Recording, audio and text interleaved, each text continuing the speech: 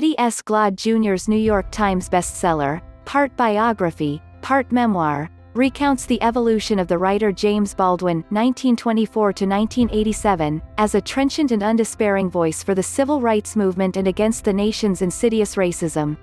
Begin Again, James Baldwin's America and Its Urgent Lessons for Our Own Crown also examines how Baldwin's writing reflects upon today's social schisms involving race, the Black Lives Matter movement, and the rising specter of white supremacist and racist violence. Read an excerpt from Begin Again, below. Crown Publishing from Chapter One. The LieJames Baldwin and Stokely Carmichael first met during the heady days of the movement to desegregate the South. Carmichael was a young activist and a member of a student group at Howard University called the Nonviolent Action Group (NAG), which sought to combat racism and segregation in Washington, D.C., and in the surrounding areas of Virginia and Maryland.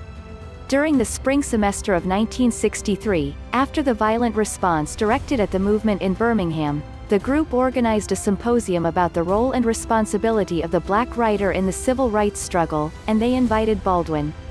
Students packed the auditorium. Baldwin didn't disappoint. He was a captivating speaker, with a powerful, almost hypnotic cadence. If the desire to be a preacher had long ago left him, his ability to hold a crowd in his hand had not. It is the responsibility of the Negro writer to excavate the real history of this country, to tell us what really happened to get us where we are now, he boldly declared from the stage at Howard. We must tell the truth till we can no longer bear it.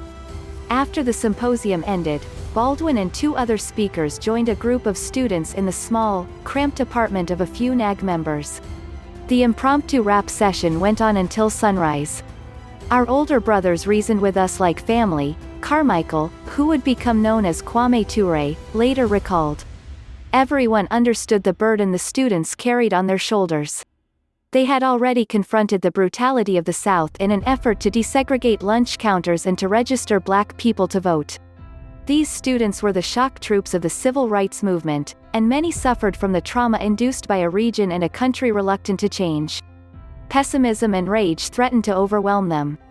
Baldwin worried about the young men and women like an older brother who did not know exactly how to protect them from the dangers he already glimpsed ahead.